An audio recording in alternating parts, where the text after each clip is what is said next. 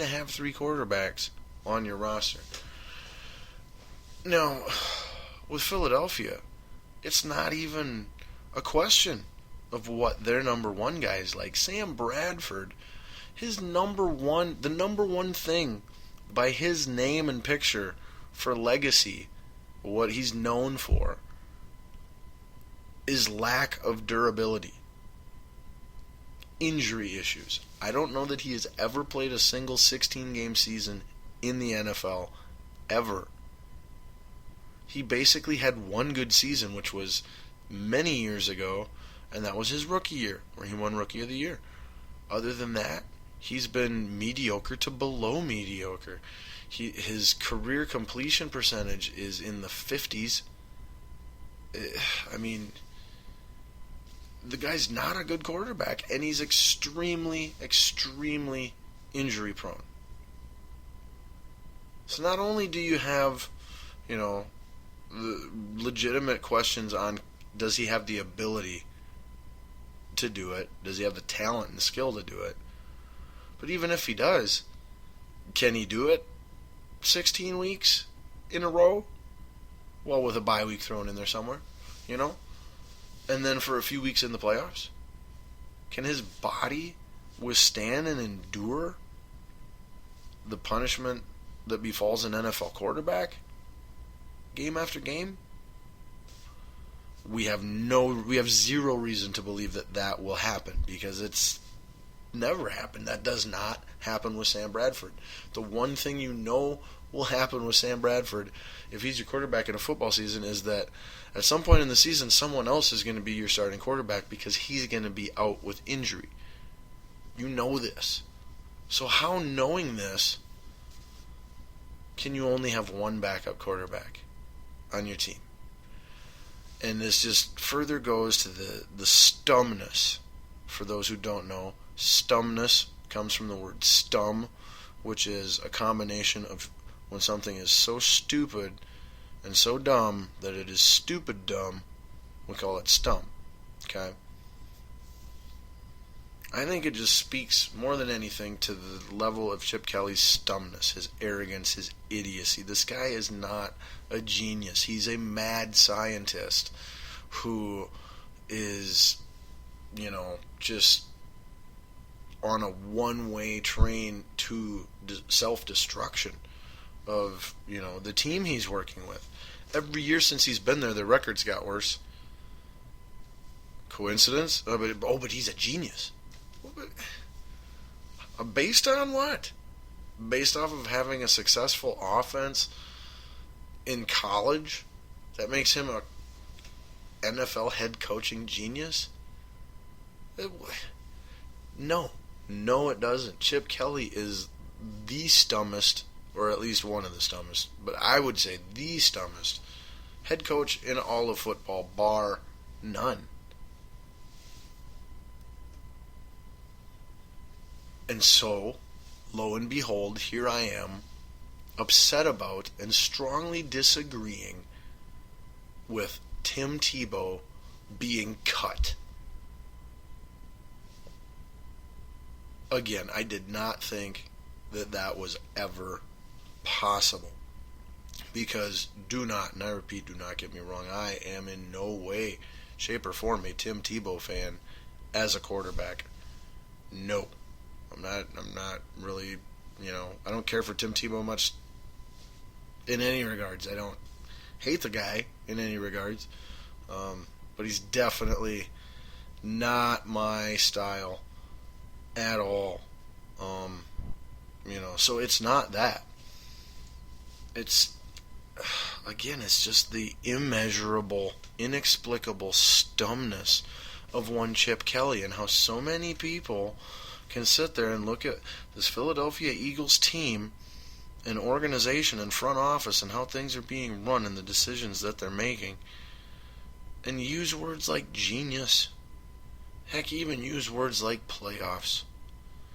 The only words that should be used with the Philadelphia Eagles and Chip Kelly are hot seat. Okay? Chip Kelly, by the end of the year, will be on the hot seat. There's one of my bold predictions. A prediction in advance here before we get to the actual official, in-depth, upcoming NFL season predictions. But yes, I predict that by the end of the season, Chip Kelly will be on the hot seat in Philadelphia. And if he's not, then for some reason, he's still got all these idiots brainwashed into thinking that he's some kind of genius, although every measurable amount of factual data that can be gathered on the subject suggests to the contrary. So, anyway, it started out being about Tim Tebow, ended up being about Chip Kelly. I'm not a fan of Chip Kelly. I don't know if you noticed that or not.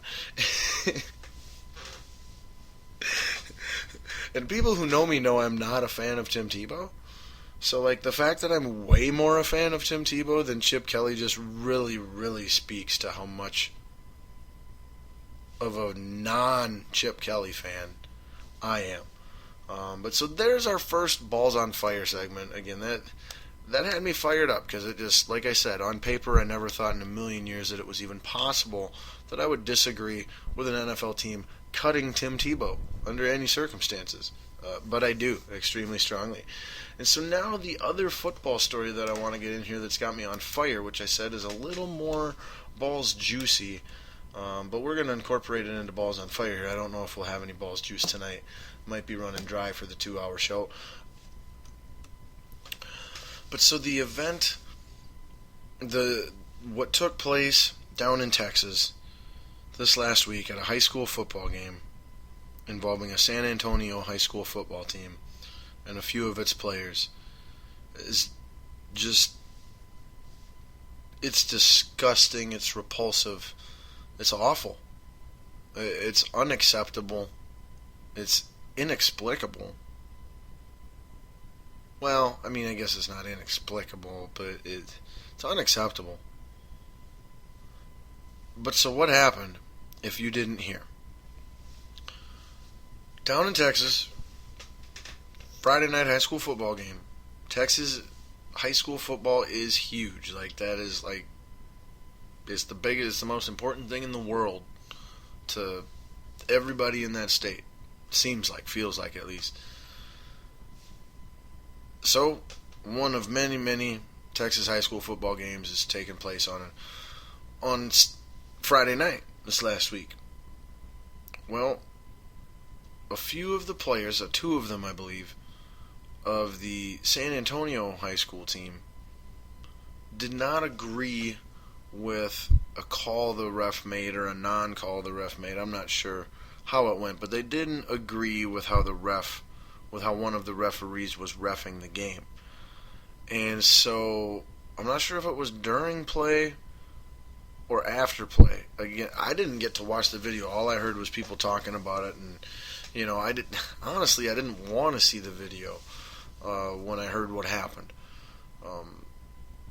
But so these two high school football players who didn't agree with how the referee was calling the game decided to both run into him in the back. They blindside took him out. Like, tackled, speared, clotheslined, however you want to word it or envision it. They blindside took him out. Two on one. High school athletes versus a ref. In pads versus no pads. Seeing versus blindsided. Like, this is, as a former high school football player, which I am, who loved, cherished every moment of that experience and everything that I gained as a person out of being a part of that football team and my time with those people, the coaches, the players. I can't. If this would have happened on my high school football team, when I was in high school playing football. Those two guys are off the team. They're ostracized from the community, probably to an extent. Like, I mean, I grew up where everybody knows everybody, or at least thinks they knows everybody. Yeah. But the coach would have immediately kicked them off the team on the spot, and they would have not been welcome in too many places anywhere in the area for a long, long time, to any extent. But it would have never happened because I had an awesome coach when I played high school football. One of those heroic, iconic role model, teacher and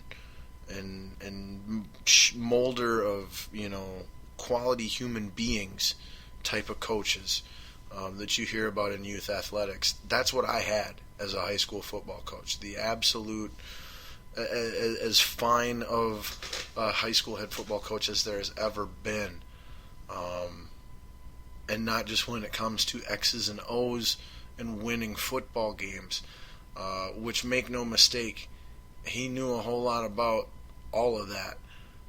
He has multiple state championships to his resume, as well as countless conference championships. I mean, just, showed up and built a dynasty, and that's the way it's been ever since. Like, just, boom.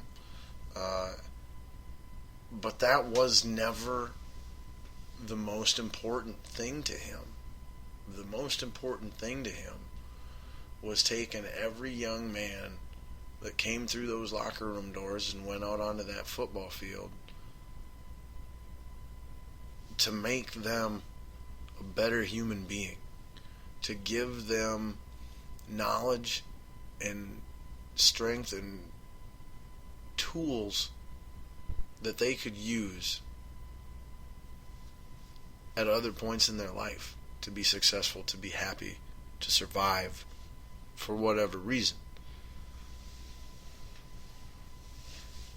That's what my coach was all about. And it just so happened, and I don't think it just so happened, but for this story, we'll just say that it just so happened that there was a whole lot of winning and championships to go along with that. You could say that one led to the other. You could say that one made it real easy for the other. You could say one led to the other in either order. And I wouldn't know if you're right or wrong. I don't think there's any way to prove that.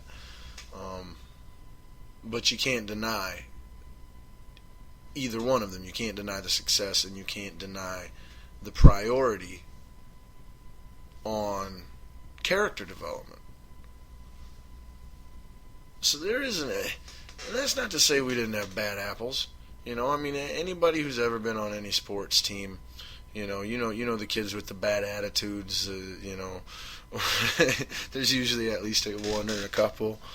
But that's not to say we were all saints, that everybody just, you go play on the football team and you become, a saint, far, far, far from that, nothing like that.